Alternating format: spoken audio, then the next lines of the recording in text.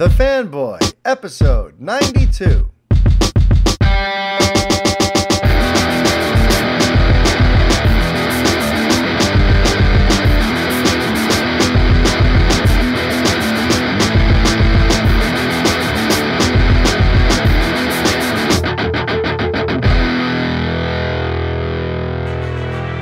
Hi everybody, Mario Francisco Robles, MFR here with you, and this is episode 92 of the Fanboy Podcast. How's everybody doing out there?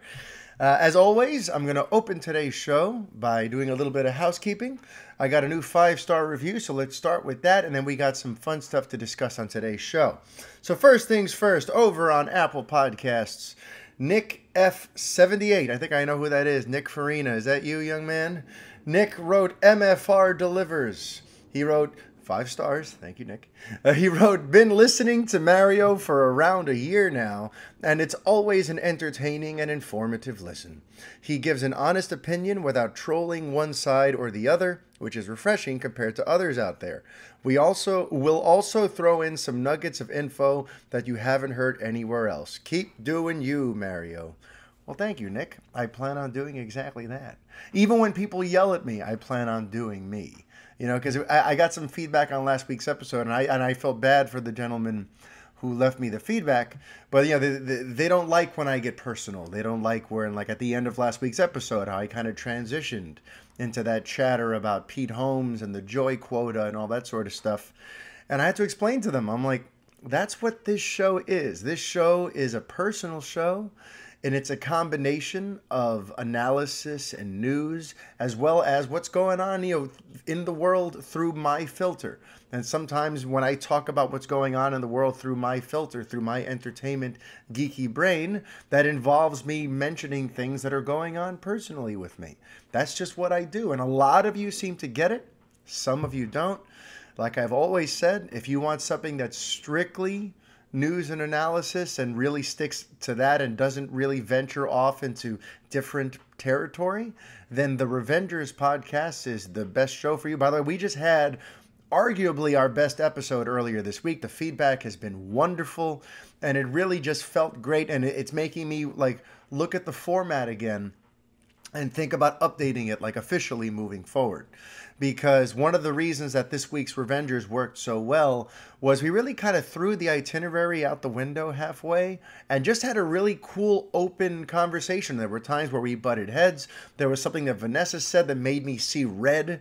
And I came to Aquaman's defense. It's silly stuff, but like that's what the Revengers was supposed to be. In my mind, I wanted that show when I conceptualized it to be like 3 passionate fans who are also friends for years having a conversation about these things that matter to them and spitballing ideas and arguing about how, you know, arguing respectfully about how they would have done something or, you know, and all that sort of stuff. Because I always wanted it to feel like loose and fun and like you're talking to a few friends at the comic book shop and that, you know, just to have that light, fun feel. And that's what this week's Revengers was. So if you have not yet checked out the most recent episode, which I believe was episode 46, I strongly recommend it. And especially if you want to talk about like the Snyder Cut stuff that happened over the weekend. Because, you know, last weekend was like that. It's sort of informal Snyder Con show, you know, with the director's cuts. We talk about that a lot on episode 46 of the Revengers, and I will not really be touching on any of that here today. So if that's something you were hoping to hear me sound off on, I sound off on it a ton on this week's The Revengers. So I suggest you go dig up episode 46. But again, for those of you who were here for the Fanboy, as usual, I'm going to give you your expected dose of geeky fun and insight, and then there might be a slight, you know, a little change up towards the end. But for now, let's talk some geek, shall we? Because this morning, I should say, I published a little feature. It's not really a scoop per se. It wasn't some big in-depth report. It's literally just a section of a report that I eventually shelved.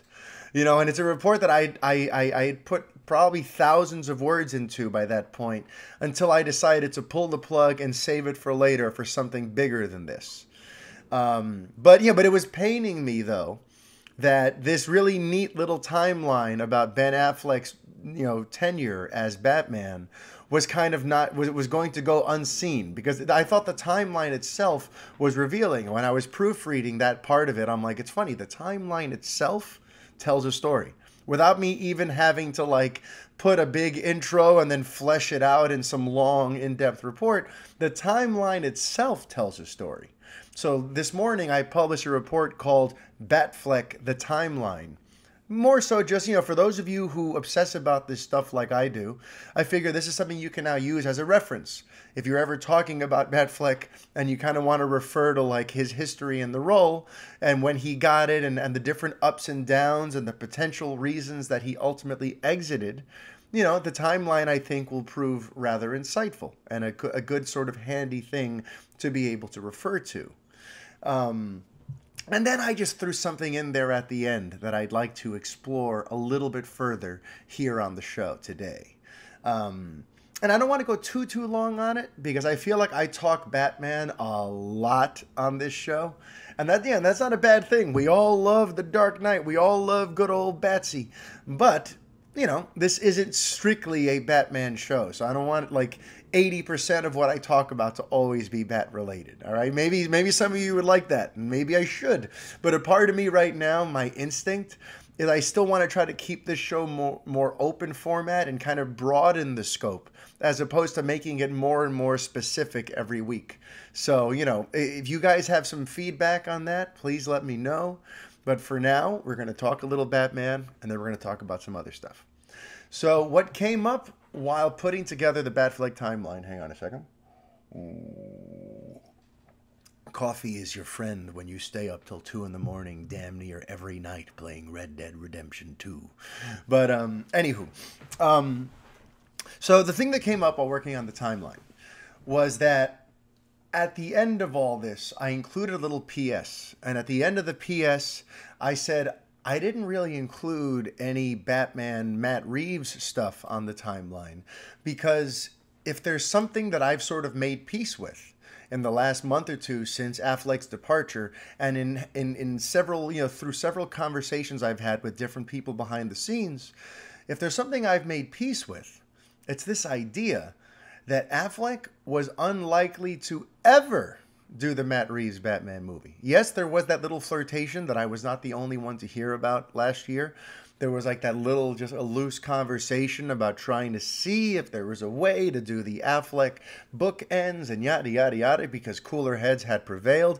But by and large, one of the big theories that was thrown at me a few times from different independent behind-the-scenes insiders was that when Affleck dropped out, when they announced at the beginning of 2017 in January that he had vacated the director's chair, apparently that he was also vacating the cowl.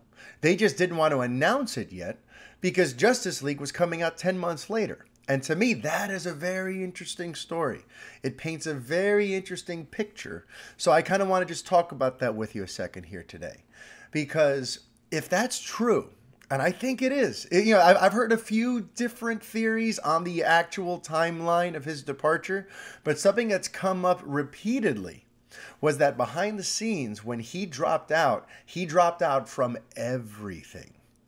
And the reason that's so notable is that means that they went through with those Whedon reshoots and had him come back and do all that extra additional work for Justice League, already knowing that he was a lame bat, that he was a lame duck Batman, that he would not be returning, and that for all intents and purposes, he'd already given up on this role. He literally did Justice League as almost like, it was like part of like a barter. One way that I had it described to me was like a barter. We're like, okay, Ben, you want to leave, and we still have you on the hook for another appearance. And we've already invested time and energy into announcing your movie. So it's not great that you want to leave, but we recognize that you probably should leave. So here's the deal, Mr. Affleck. I'm the studio right now, by the way. If I were Brett Miro from the Revengers podcast, I would be doing a killer Toby Emmerich right now, even though I don't think Toby Emmerich was even in the picture at this point, but I digress. The studio seemed to offer up as a compromise, well, okay, you want out, so how about this? If you play along with us and you participate in the reshoots, then we will let you go free of charge.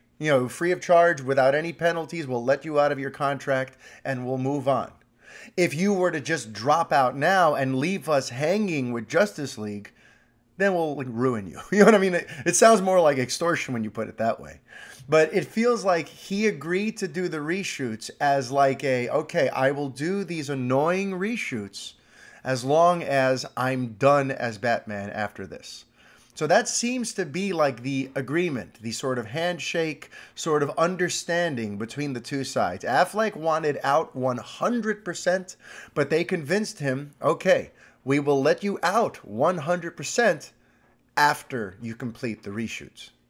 So the reason that that's so like intriguing to me is that it explains so much about his performance in that movie. It explains why the Batman in Justice League is so night and day from the Batman in Batman v Superman. Because everyone talks about the writing, right? Oh, yes, Whedon wrote him differently and so on and so forth. Yes, okay, tonally speaking, the Batman, the two portrayals were very different. You are correct. But there was also a big difference in just overall energy and investment by Affleck. You could tell in BVS that he was very locked in. He really bought into this world. He really fully believed in this version of Batman, and he wanted to make this something special. And that's why he had Chris Terrio come on and do his rewrite of the script and all that stuff. He was invested. He had personal stakes in this.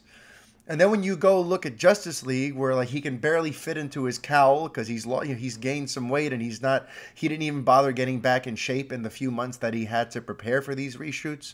When you see that he's just sort of like half-assing his lines and he seems less than enthusiastic to be there.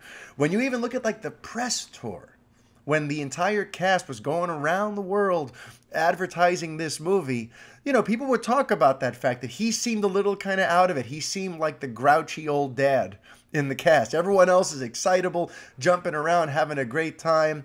And Ben Affleck was kind of like that jaded old veteran who was just over the process.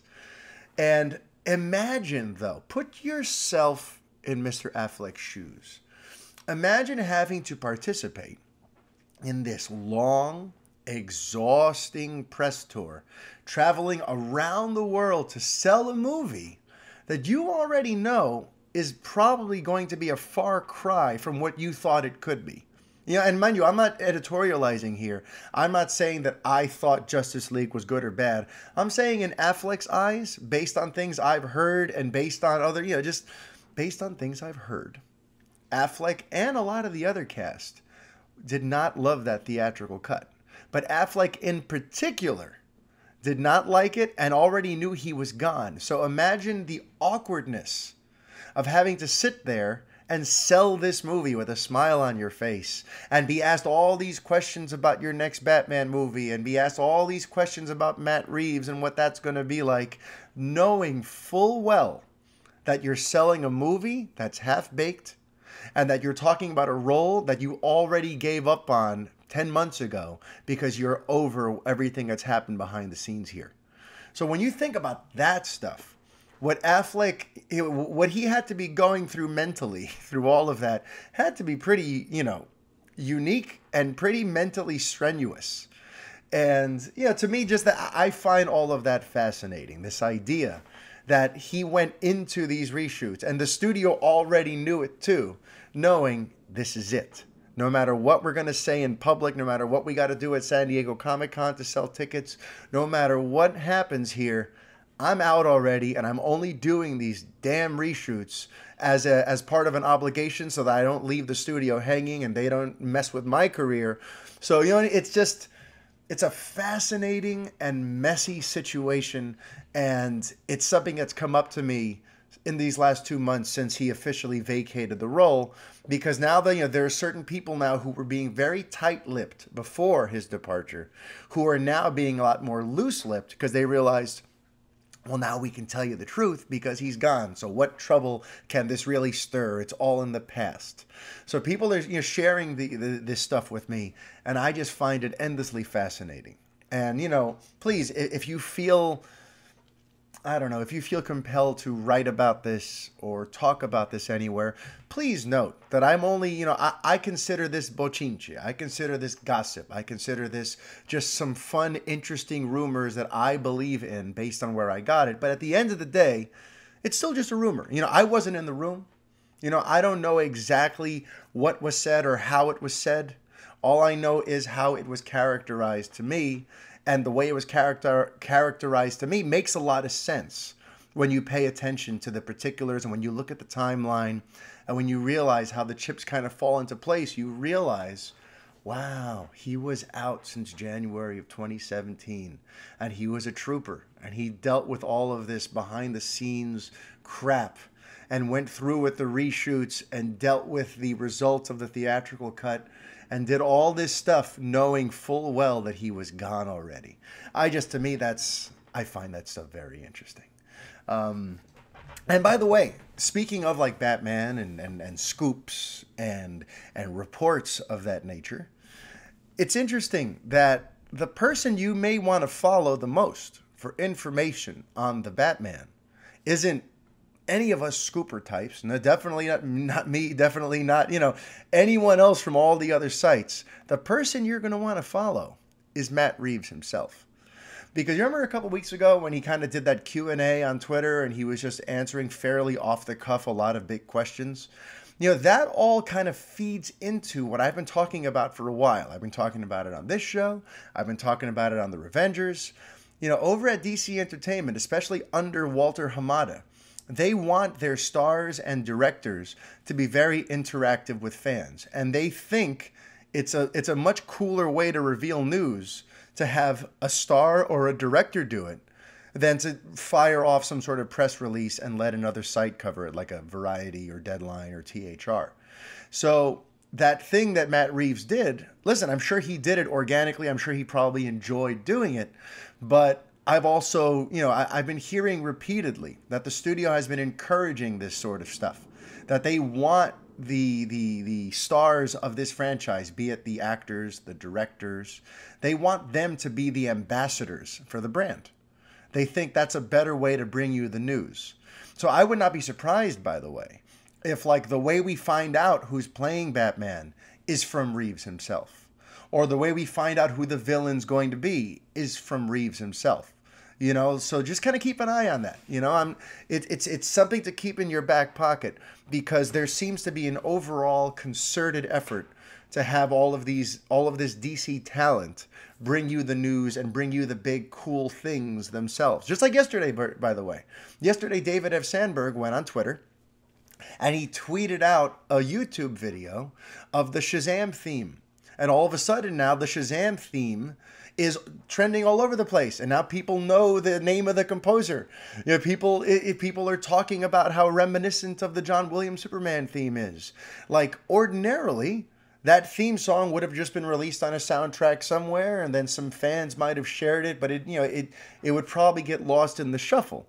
But since Sandberg presented it to us, everyone clicked on the link and listened to it, and now all of a sudden everyone's talking about the Shazam theme.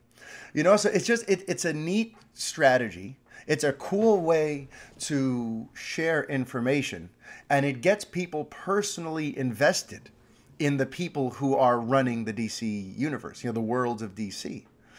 So I just kind of wanted to put that out there too, that I would not be at all surprised if we get a lot of our biggest news and updates directly from Mr. Reeves himself or someone else who will be revealed to be part of the production. So now slight pivot, but this idea that we've been exploring here on the show of the slow-moving reboot. I kind of stole that. I kind of borrowed some of that terminology from Bill Maher, who he talks about the slow-moving coup. Well, there's a slow-moving reboot that's been going on for at this point close to 3 years. Isn't it crazy to think, by the way? Right now we are in, what is this? This is March of 2019, and a lot of this craziness began over 3 years ago, roughly in like, January, February of 2016, when test audiences weren't really digging BVS, and then the studio began this process of slowly undoing a lot of what they had set in motion and reshaping and redirecting where the plans were headed. It's been 3 years now.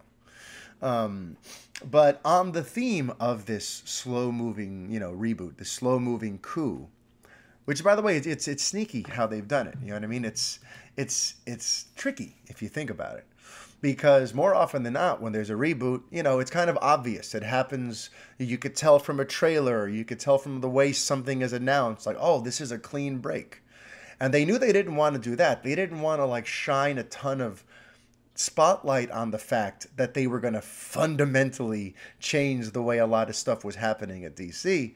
They just kind of subtly started making little nips and tucks ever since BVS was testing poorly. And now we're still kind of little by little figuring out what's staying and what's going.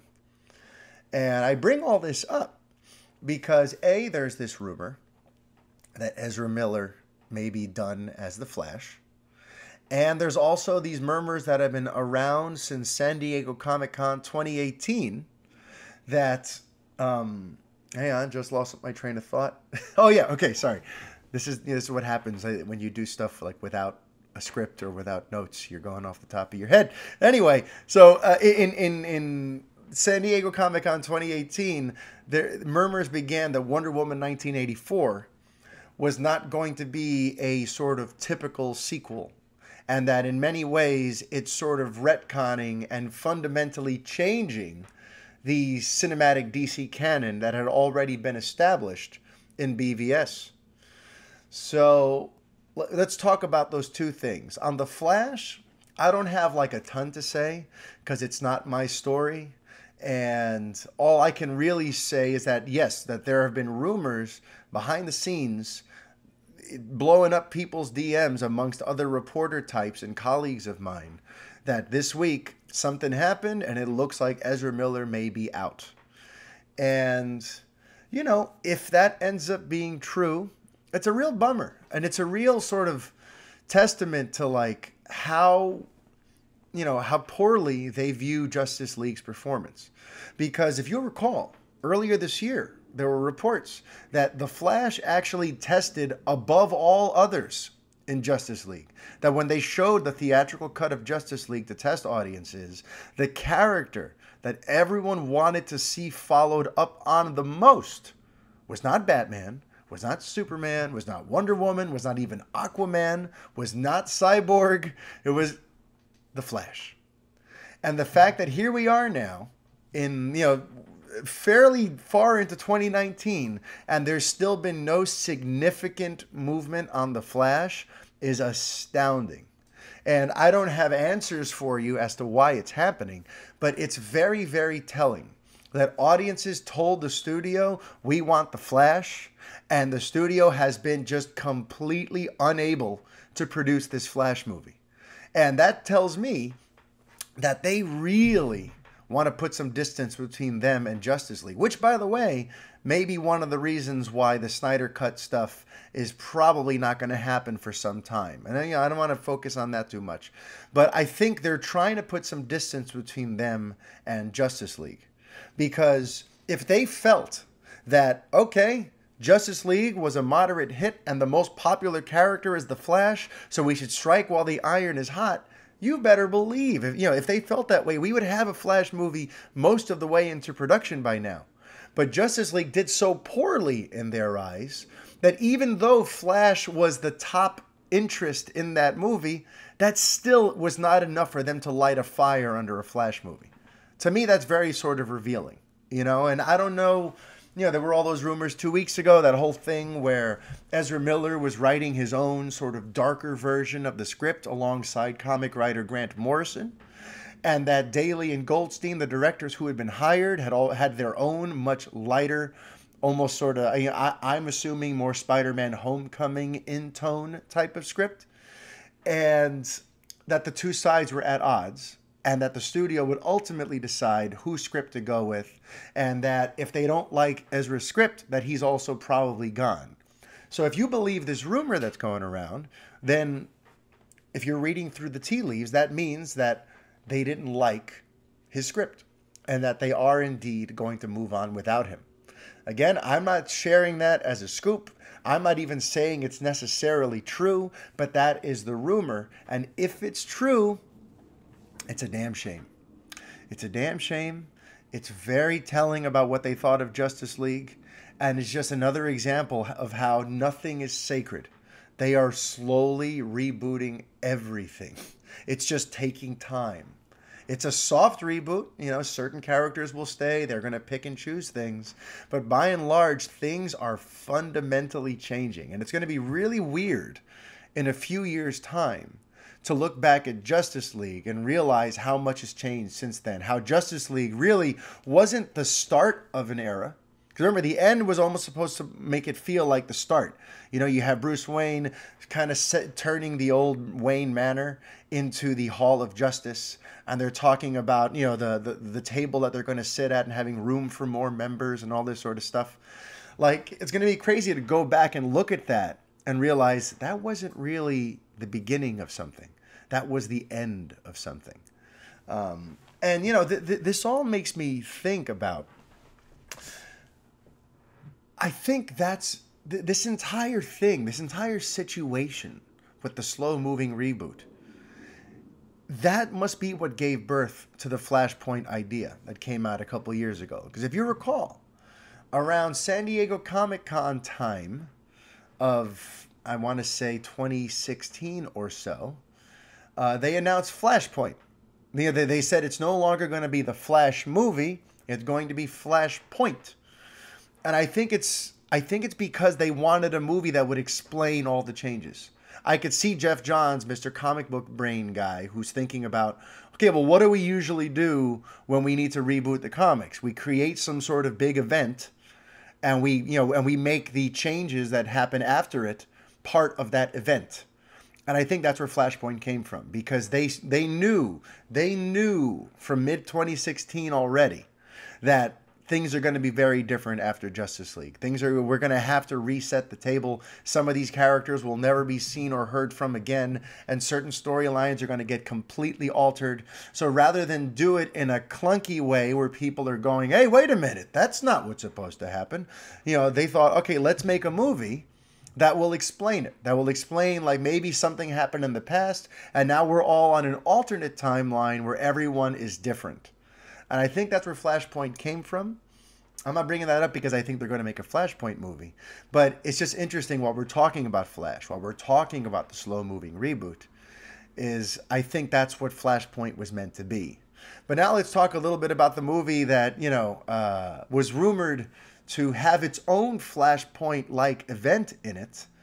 Wonder Woman 1984. Remember that rumor that came back a few months ago?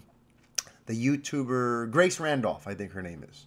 Grace Randolph passed along this, you know, that she'd heard that maybe they were going to incorporate like Flashpoint or Flashpoint-like elements into Wonder Woman 1984 so that that movie was sort of kind of do what Flashpoint would have done had they ever actually made Flashpoint. And based on some details I got this week, you know, and by the way, I defended Grace Randolph even back then. And I don't really, you know, we've met a couple times at a few press screenings here in the city. Like we saw Spider-Man Into the Spider-Verse, and we spoke a little bit afterward. But I don't really like know her like that. But I defended her scoop because, I mean, I don't know if she counts it as a scoop, you know, truth be told. I don't know what she considers herself. I don't watch her stuff. I just hear about her a lot. But I supported her theory or her rumor or her gossip because of what we're talking about today. Because I do think that the studio has toyed with the idea of creatively addressing all the changes that are coming. You know, I don't think they want to just flat out retcon and just invalidate certain things that were said in the past. They want to find a way to happen so that the older movies definitely still exist, but so do these new movies. You know, it's almost like what J.J. Abrams did with Star Trek. Remember when he rebooted Star Trek back in 2009, he didn't act like those other movies never happened, or that William Shatner and Leonard Nimoy and all that whole continuity had never happened. What they did was they created a place in history where now things split off in a different direction. They created like a new fork in the road that created a new rift in the space-time continuum. Really geeky stuff, but you know.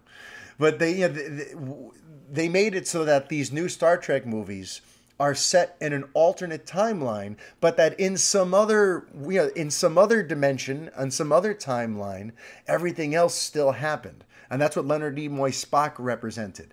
The fact that he survived what happened at the beginning of Star Trek was kind of part of their way of showing you, hey, you loved those old Star Trek movies? Well, they're still canon. This is just, we found a cool fork in the road and we're going to go in a new direction. But those things still happened. We're not taking those from you.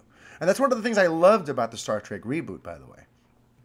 So I think that's kind of what they've been trying to figure out a way to do with the worlds of DC, with the DCEU. Trying to find a way to creatively address some sort of fork in the road, some sort of thing that takes place in the past that will now inexorably change the events that we've already seen. And those events still happen. We can still go see those movies. We're still going to have Gal Gadot and Jason Momoa around. We're still going to have certain staples from that era, but by and large, we're going to be on a new timeline now. So I think that's what they're doing. And what it is about Wonder Woman 1984 that gets me thinking that is that apparently, and I don't want to spoil the movie for you, but some of this is out there already. So this is more just, let's consider this, fan casting or just me theorizing. I'm going to do a theory spiral if you want to think of it that way, because none of this is exactly new. But apparently, Pedro Pascal's character, he's playing Max Lord. He has an ability to grant wishes, and they're going to explain all that. I don't want to, like I said, I don't want to reveal too much, but he has this ability to grant wishes. And it's one of the subplots of the film is be careful what you wish for.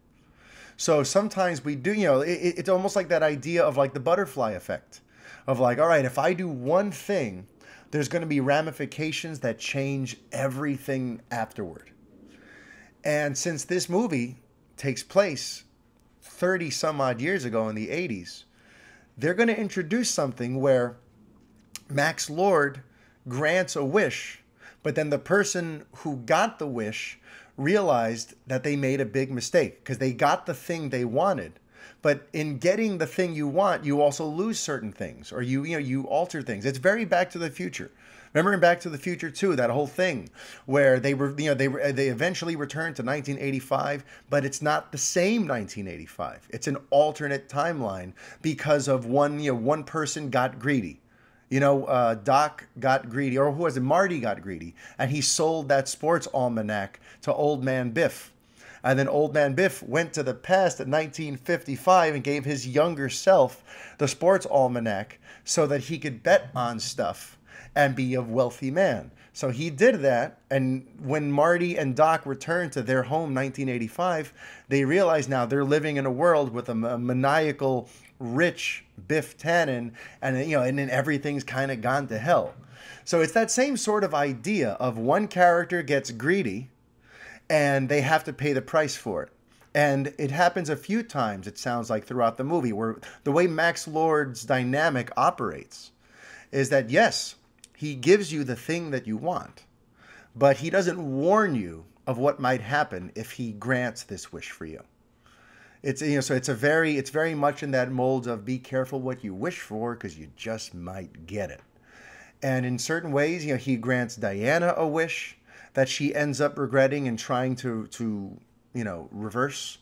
He grants Cheetah, the Kristen Wiig's character Cheetah, a wish that goes a certain way at first, and then she ultimately begins to regret. There's this idea of like Max Lord is messing with things, where he gives you something and he takes away another. So with that in mind, they could very easily have some sort of central event take place that is perhaps irreversible.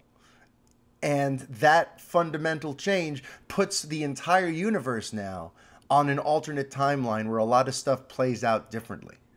So that's what I think is going on. And that's why when people were piling on Miss Randolph for saying that Wonder Woman 1984 might incorporate Flashpoint, they were piling on her because they thought she was being literal. They thought she was trying to say that, like, the Flash was going to be involved and or that Wonder Woman was suddenly going to develop the same powers as the Flash. You know, people can be very myopic and very close-minded when they want to attack someone. They can totally push all reason to the side. But as far as I can tell, Ms. Randolph was not suggesting that Flashpoint was being adapted into Wonder Woman 1984, or that Wonder Woman was suddenly the same as the Flash in Patty Jenkins and Jeff Johns' eyes. No, that's not what she was saying. But she was trying to point out this idea that there's going to be something in the film that inexorably changes history. Now, in Flashpoint, it's something that's so big, they had to go back and like reverse it entirely and almost try to undo it. At least that's what I understand in the comics. Here, I get the sense that there's going to be something that changes that will not be reversible. That, you know what I mean? Like, that's just that's the sense that I'm getting. That by the end of the film, we're going to walk out of it understanding that, wow, everything's different from this point on. Kind of like remember when we left Days of Future Past, the X-Men movie? How we realized through that storyline that, oh, this was their way of addressing certain things. This was their way of resetting the table after X-Men Origins Wolverine kind of tanked. After, what was the other big, like, and after X3, The Last Stand had been a black eye. You know, the series was trying to find a way to, like, fix things and kind of fix the timeline because things had gotten kind of screwy. And that's why after First Class, they went and they did this movie that involved time travel and it involved creating an alternate timeline. So I think Wonder Woman 1984, through some subtle way, through some subtle machination, will end up being what Days of Future Past was to X-Men and what Flashpoint to a certain extent was to the comics. A new resetting point, a pivot point, very similar to what J.J. Abrams did with Star Trek. So that's what I think is going to happen, because the most solid change that I've heard is that they are completely disregarding what was said in Batman v Superman. The thing about Diana being in hiding from humanity for 100 years, for a century, ever since World War I, she's been hiding, and then she's summoned to come back into action by the arrival of Doomsday. They are completely disregarding that. In this movie, Wonder Woman is a public figure, and she will be doing and making saves and having scenes out in public in the 1980s, which is going to make her the first metahuman now. And by the way, they may even undo that later if they really do that Supergirl movie and they set it in the 1970s the way they said, then maybe she'll become the first metahuman. But the point is, for now, from what I'm hearing, Wonder Woman will definitely be an out and proud superhero long before the events of Man of Steel. And definitely during a period where she would be recognized and known, and therefore what was said in BVS is now completely invalidated. That she has not been in hiding for 100 years. She's been around. Like the end of the first Wonder Woman movie implied, where she's here to help humanity, and that she's not hiding and that she would never turn her back on us again. They're continuing with that. And this idea of Wonder Woman has never not been with us. That the death of Steve Trevor inspired her to be humanity's champion, as opposed to what the BVS script had said, where Trevor's death and that loss made her hide from humanity for 100 years. Patty Jenkins and Jeff Johns have gone the other way with it. Then they made it more of an inspirational tale. So that's just something for you guys to kind of put into your pipes and smoke and think about, because, you know, I don't know the reason for the reshoots, by the way, or I don't know the full reason for the delay. I don't really buy what Charles Roven says or what Patty Jenkins has said or even what Gal Gadot has said about the reason they delayed it was so that it could come out in its original release window. I mean, maybe that's true. And I could understand from a business standpoint why it's true. And heck, you know, there will be less competition for it around that time. So I understand from a business standpoint. But I think there's more to it. This is just my gut. But I think that part of this extra time that they're giving it is to incorporate some of this stuff that we're talking about today. To incorporate some sort of element into the storytelling that will then help this movie to usher in a new era of the worlds of DC without anyone asking questions. Similar to how very few people asked questions after Days of Future Past came and sort of reset the table for the X-Men franchise. That's what I think is up. And what I'm actually going to do now is give a bunch of you an opportunity to stop listening. No, literally, I'm going to take a little detour now. I got into, I covered all of the big, heavy superhero geek stuff that I wanted to discuss today, and I'm about to shift my focus over into another form of entertainment that's a little more niche, a little more niche, depending on how you like to pronounce it, and that is professional wrestling. Because I don't get to talk about it much, and I sense there's a boom on the way. And I want to talk about that for a sec. But before I do, those of you who are not into wrestling, if you've enjoyed the show up until now, thank you very much. I hope you'll let your friends know, and I hope you'll consider going and leaving me a 5-star review over on Apple Podcasts. You know I'll read it here on the show, and I will thank you profusely. But yeah, for those of you who aren't interested in professional wrestling, now is the time to basically, you are done with episode 92 of the Fanboy, and thank you for listening. Now, for those of you who want to hear me talk some wrestling, here's the funny thing. So I was the hardcorest of the hardcore wrestling fans for about 20 years, from about 1987 till about 2007. Wrestling was right up there with movies for me in terms of like the form of entertainment that really sparked my imagination and really made me excited. And then, around 07, 08, 09, I just stopped following the product with any real frequency. And it became something that I just kind of kept in the periphery of my memory. If I happen to have some free time, maybe I'll jump on the pwtorch.com and try to see what's going on nowadays. But I've been really kind of out of the loop. And, it's a shame because it's a form of entertainment that has meant so much to me for so long. You got to understand, wrestling goes back. The interest in wrestling and in that type of conflict has existed for thousands of years. It goes back to ancient times with gladiatorial battles in arenas. People love to see good versus evil. People love to see justice being doled out. People love to see freakish, athletic human specimens doing things that boggle the mind. People find that stuff entertaining. And what's cool is now nobody has to die because of it. Back in the day, people would fight to the death in an arena and everyone would cheer. Or they'd get fed to lions, and people would cheer. Now the fights are scripted. So it's, for the people who think that like wrestling, it's so barbaric. It's like, listen, this is scripted entertainment. It's just another type of entertainment that's been around forever, and nobody's getting killed. There's no one getting fed to lions here. No one's getting ripped apart in front of 50,000 screaming fans like there were thousands of years ago. Now it's a couple of guys in tights pretending to hurt one another. So I think we've limited the barbarism quite a bit. And to me, there's just something primal and exciting about professional wrestling. And there's nothing quite like going to a live show. I used to go to every show in New York because I used to edit the column of the, I forget if he was Daily News or New York Post.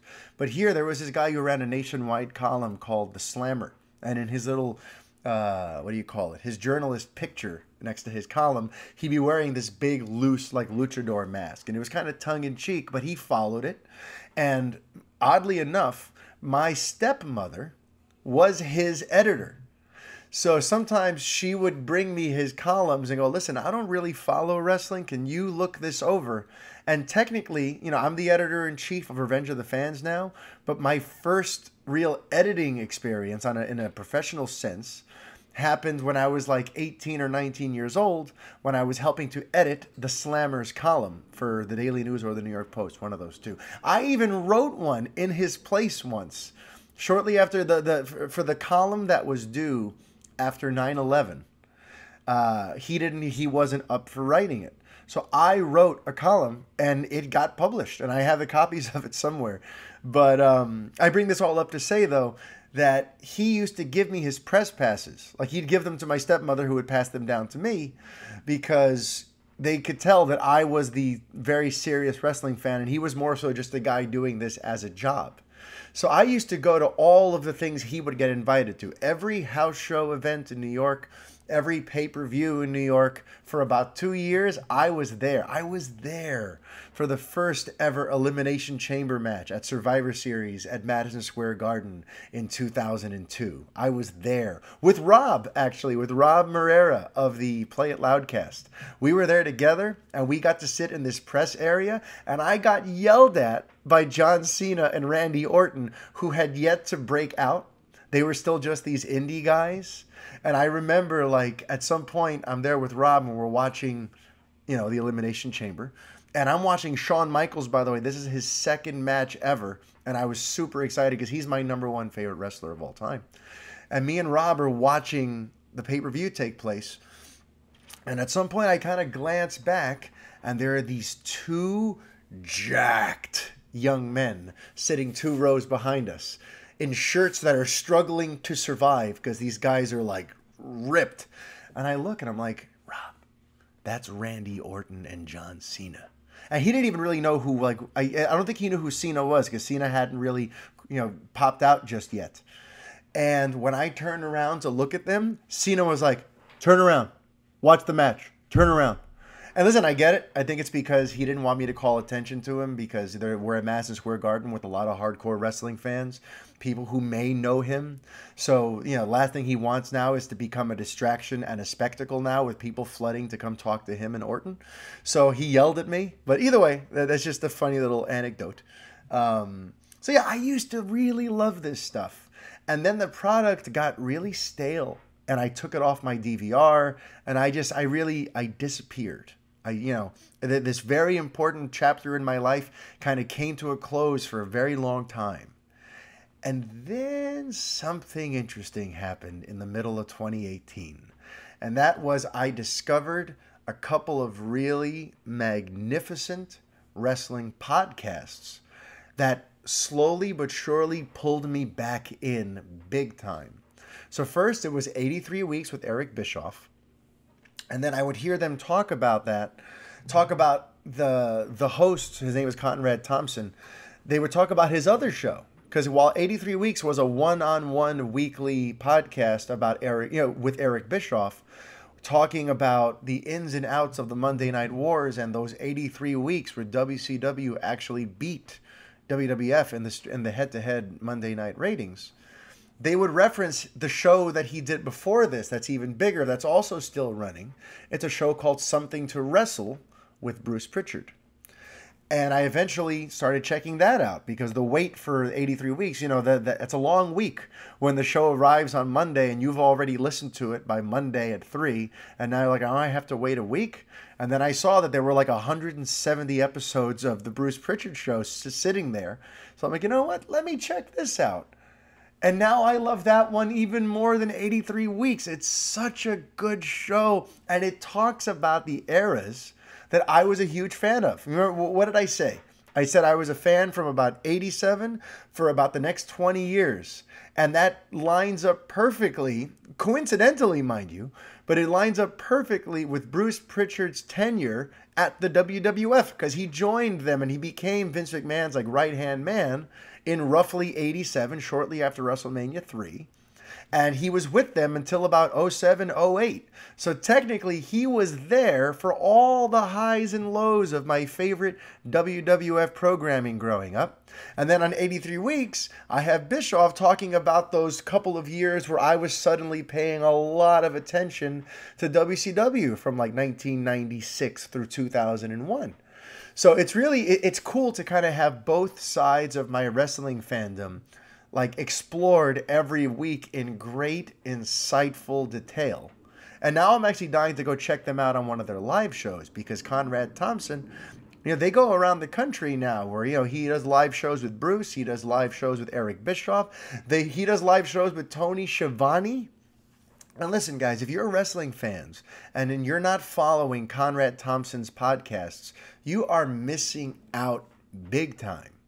But what's interesting to me here also is the way it all kind of factors in to the rise of AEW.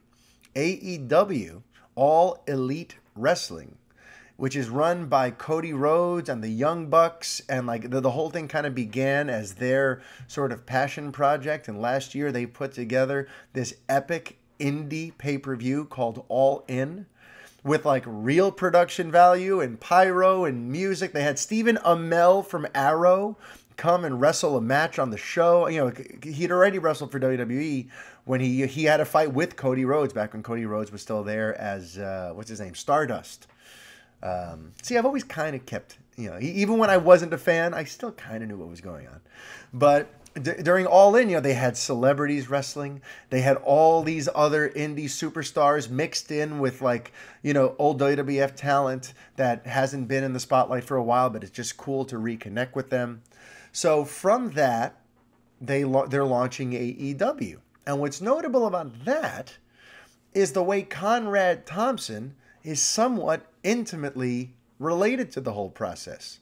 Because All In, that pay-per-view, which helped launch what is going to be AEW, was launched at an event at a StarCast-like convention that Conrad Thompson helped to promote. So that's why it worked out so perfectly for AEW.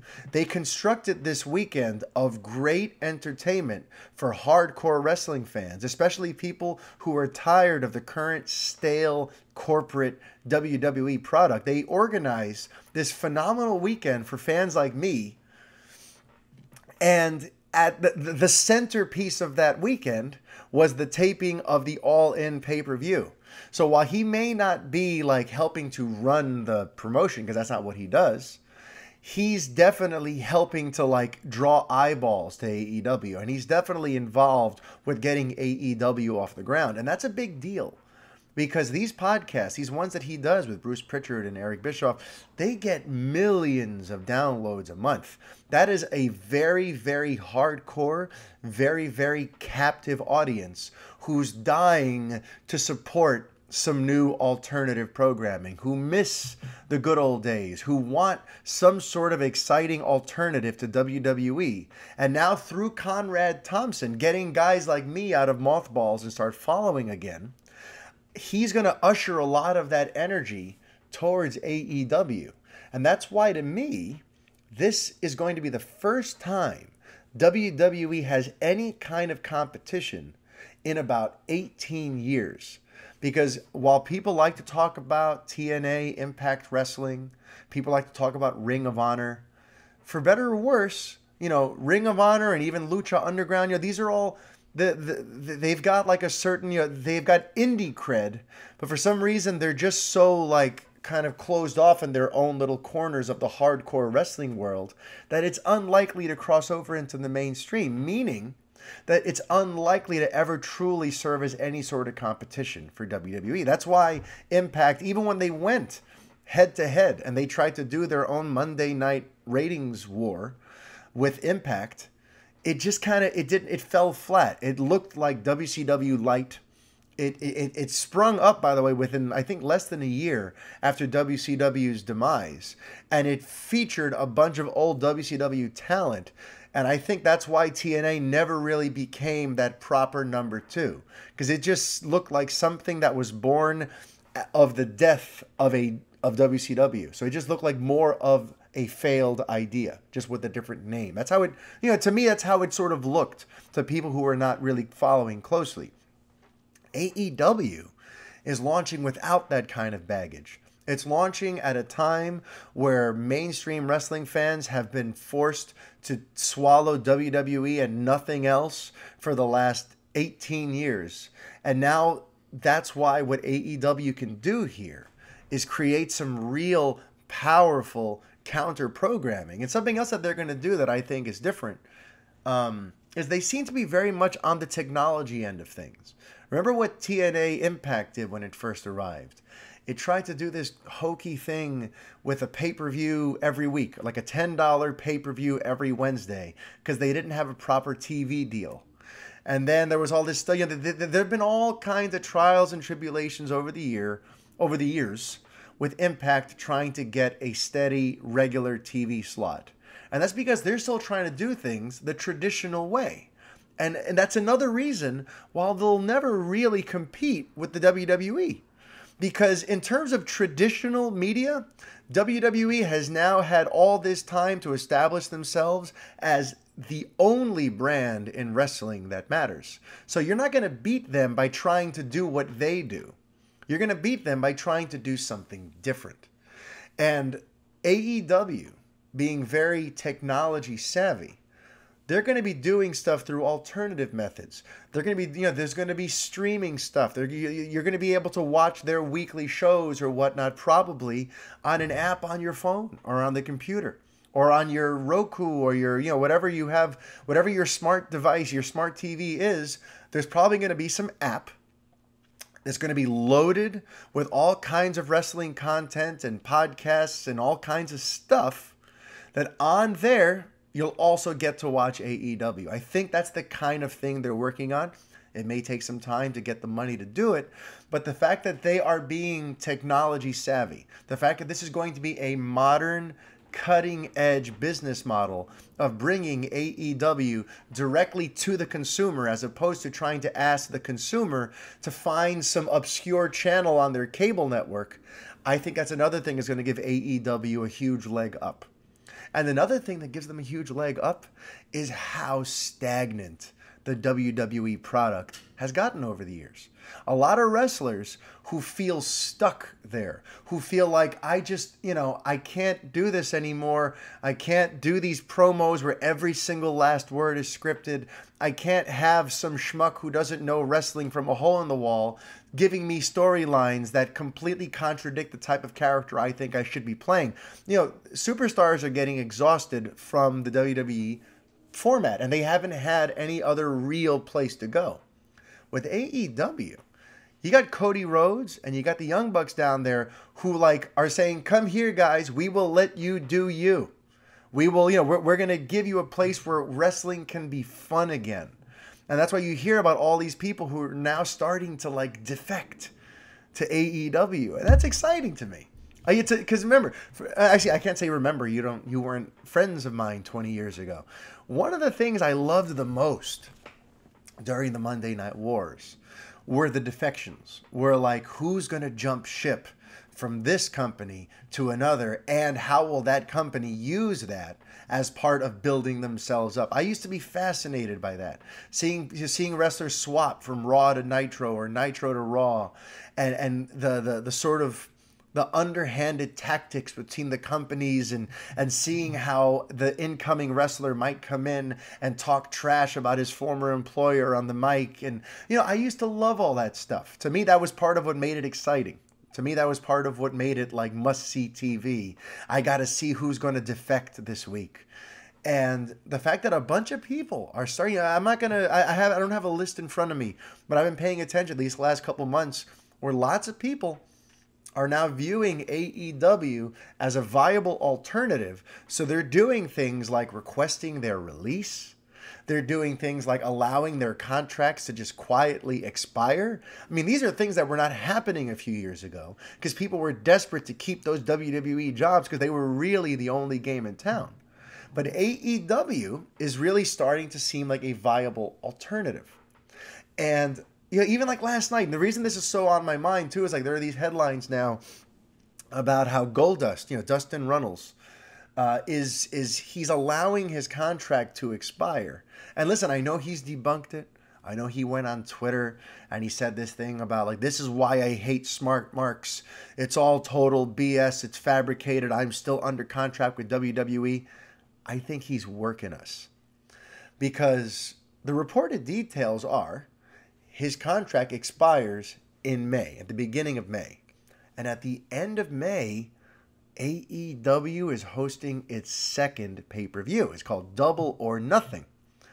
So what perfect timing would it be for Dustin Runnels, who has, by the way, in the past, he's gone on the record as saying that he wants AEW to succeed, not just because it's his brother Cody running it, but because he thinks it would be the best thing for the overall wrestling landscape. He thinks WWE needs competition. He thinks wrestlers need to have that spirit of I need to work, and if you're not going to give me what I want, I have an alternative. And he thinks wrestlers deserve that real alternative. So he's already spoken in favor of AEW. And I think he's working us. Because one of the elements that they're really leaning into at All Elite Wrestling, which I really like, is that this idea of another royal family. Because, we all talk about certain royal, the McMahons are obviously, the big, huge family. And now, the Flairs now, because Charlotte's very big and she's the daughter of Rick. There are a few wrestling sort of dynasties, right? But when Cody Rhodes came out at All In, his opening video thing says there's more than one royal family in wrestling. And I think that's so cool because they're building on Dusty Rhodes' legacy, the American Dream Dusty Rhodes, who died a few years ago, who everyone loves. You've got to imagine, by the way, that he is smiling big time wherever he is right now, seeing his son be so pioneering and so enterprising, doing the Rhodes family name justice and building up the Rhodes name to mean something bigger. So this idea of wrestling has more than one royal family. So you have Cody Rhodes there, you have his wife. Now you bring in big brother Dustin, the veteran who's been at WWE for the last 25 years. And I think, this is just me theorizing, but I think that line about how I hate smart marks, I wonder if he's going to come in as a heel.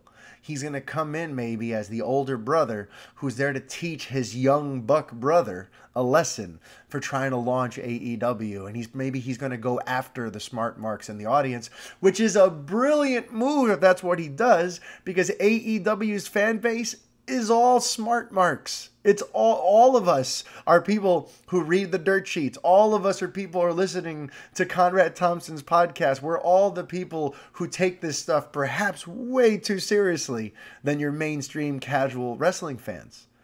So if he comes in hot like that, cutting promos against smart marks and making himself the heel older veteran brother here to beat up his young buck younger brother who's trying to launch this company, that could be a feud or a storyline to build a company around.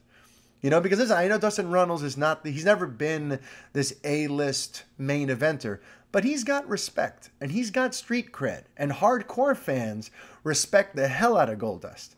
Mainstream fans may just see him as this oddity, this funny, weird guy with all the funky makeup and all the weird, outlandish stuff he used to do, back in the day.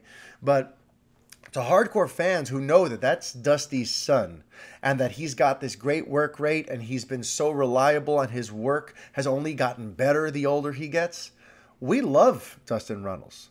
So if you have Dustin in there calling all the marks losers and saying how much he hates us, and you have him feuding against Cody Rhodes, and you really lean into this storyline, this could be huge. This could shine a lot of spotlight. And on top of that, it's the Rhodes family, and they're trying to build up the Rhodes family as another one of the royal families in wrestling. So I just think there's a lot of exciting stuff on the way. And I think that we are on the precipice of a boom. And it's not just because AEW. It actually has to do with another part of this whole podcast thing I've been talking about. Because what's very notable is that Conrad and Bruce Bruce Pritchard, now seem to be on opposite sides of this little war that's brewing. If you look at it the right way. And mind you, I'm listening to the Pritchard podcast chronologically, so I'm not up to their current episodes. I'm still up in episode 60, so they're still in at the end of 2017. So I haven't heard the way they've been discussing AEW in recent weeks or months. I don't know the dynamic there, but what's notable is this. Conrad Thompson is definitely involved with AEW. He's been there for their press events. He's been there to make big announcements. He's kind of like the mascot for the big events that help promote AEW. But Bruce Pritchard, for the first time in nearly 10 years, is back at the WWE. And that is a big deal. Because if you know about his firing, and if you know about how close him and Vince McMahon once were, and how sort of unfortunate that falling out was, and if you know about the fact that Bruce is, he's been kind of controversial on the podcast. He's kind of made a mockery of certain things, and he does it lovingly. But, there's a lot of stuff in there that he's aired that I'm sure Vince McMahon would be like, under normal circumstances would be quite furious that Bruce Pritchard's been out there talking about this stuff. And it's also notable that Bruce Pritchard thought he would never return, that they'd never want him back. Whenever they talk about the Hall of Fame on the podcast, he points out that he'll never be invited, and that he's always spoken, as far as where I'm at in the show, as of the end of 2017, the understanding was that he'd never work there again, based on how things got between himself and Vince and Stephanie and Triple H and the new people sort of running WWE. So to me, the fact that McMahon has brought him back shows that something is changing behind the scenes. It shows that Vince is acknowledging that the product has gotten real stale under Stephanie and Triple H's watch these last 10 years. And that's why he's bringing back Bruce Pritchard, who for 20 years, listen, not all of his ideas were gold, and he'll admit that. But for 20 years, he was helping Vince come up with storylines. He was directing pay-per-views. He was producing segments. He was coming up with gimmicks for wrestlers. He was a big creative driving force for a lot of the best years in WWE. And he held all these other titles. He was the VP of Talent Relations for a little while before Jim Ross got the job. Like, he was a very, very important figure. So for McMahon to basically let bygones be bygones and bring Bruce back into the fold, at the same time that some exciting things are happening on Raw. There was that cool storyline last month that almost brought me back in with the reunion of The Shield and the way they acknowledged that Dean Ambrose was looking to leave the company and, possibly come to AEW, I think. The fact that they are acknowledging, how do I put this? I don't want to get lost in the weeds here. I noticed, in other words, that within weeks of Bruce Pritchard being back at the WWE, the quality and the buzz around the show as we're heading into WrestleMania has already gotten much better. Within weeks of Bruce Pritchard being back, there was the Shield reunion angle, which was super hot, and there was the angle where they brought back Batista to attack Ric Flair on his 70th birthday to set up a hot feud between Triple H and Dave Batista at WrestleMania. Now, I'm not saying that Pritchard came up with these ideas. I don't know. Like I said, I'm not listening to the podcast. I don't know what the current episodes are, so maybe he's revealed what's his and what isn't. I don't know. But all I know is I don't think it's a coincidence that they brought back Pritchard. The storylines have gotten a little more intriguing, and they seem to be feeling the heat a little bit. They're starting to see wrestlers let their contracts expire and just try to leave.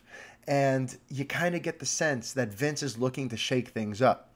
And again, not because AEW is going to be at WCW's level, not because he really fears what this company who's had one pay-per-view is going to do to him, but you can tell that something's up because the ratings have been going down, attendance has been going down. Listen, merchandise is going up, and they're still making money, especially because of the network and other stuff in the international business. But it's hard to ignore that stateside, the product has been becoming stale and stagnant.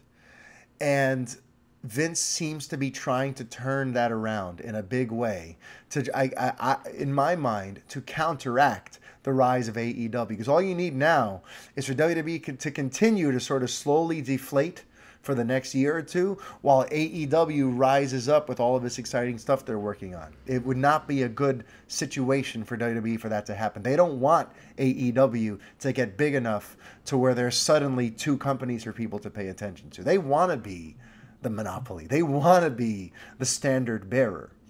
So the idea of a Vince McMahon who feels somewhat cornered, who now has to bring back his old trusted colleague, Bruce Pritchard, to try to reinvent and reinvigorate the product because on the horizon is a young, up-and-coming, and super exciting new company. To me, that plot line is very, very interesting. So I'm going to probably start watching the shows again. I put Raw back on my DVR last week. So I'm going to start following wrestling again. I want to try to get to an AEW show when they're eventually up here in New York. And, you might see some more wrestling-related content on Revenge of the Fans. I'm trying to make that happen because I think we're on the verge of another boom. And wrestling has always been cyclical. It's always taken some time, but it always gets very hot again. There was the famous rock and wrestling era, the Hulkamania era in the late 80s. Then there was the Attitude Era, quote unquote, and also the Monday Night Wars happening concurrently at the end of the 90s. And then there really hasn't been a boom since the late 90s, because then WCW went out of business, and as soon as WWE became like the only game in town, the popularity slowly diminished. So it's been a long time, and I think we're about due for another boom, and I think it's on the way. So everyone, that about does it for episode 92 of the Fanboy Podcast.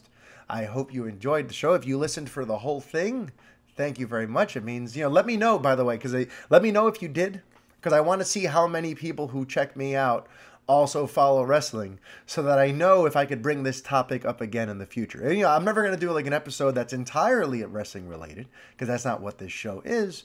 But I want to know if I kind of have the freedom to go there without losing 95% of you, So if you enjoyed this last half hour of me kind of venturing into this wrestling territory, let me know. Because then, I kind of would like to do it some more. Because like I said, there is some big stuff coming. But until then, everyone, until next week, life is chaos. Be kind. Adios.